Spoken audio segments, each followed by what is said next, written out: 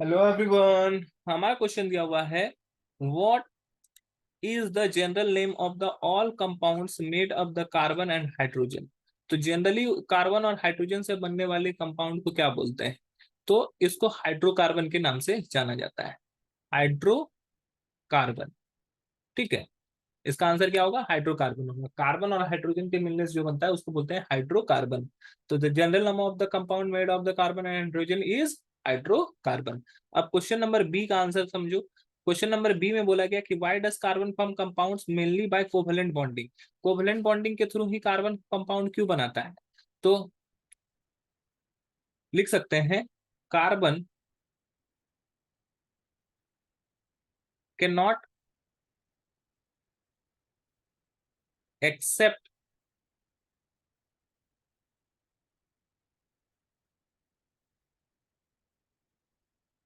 ऐसा लिख सकते हैं, कार्बन कैन नॉट गेन और loose electrons because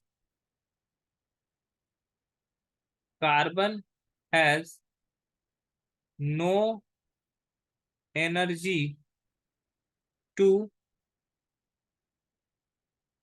lose electrons and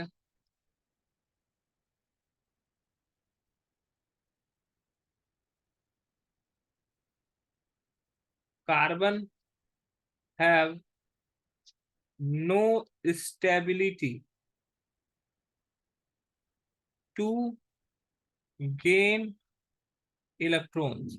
So carbon can only share electrons. So it forms covalent bond.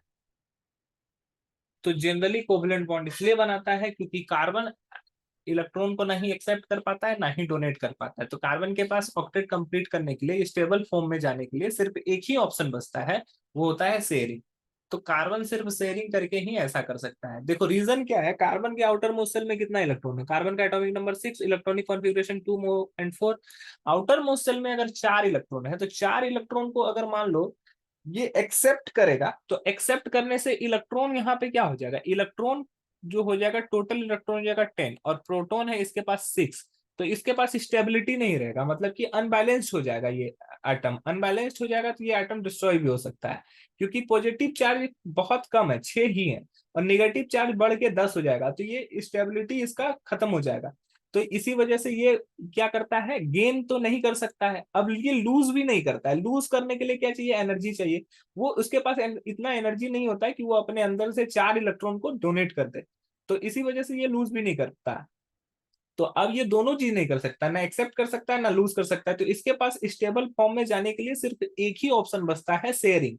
और ये शेयरिंग जब भी इलेक्ट्रॉन का करेगा तो वहां पर कैसा बॉन्ड बनेगा? कोवेलेंट नेचर का बॉन्ड बनेगा।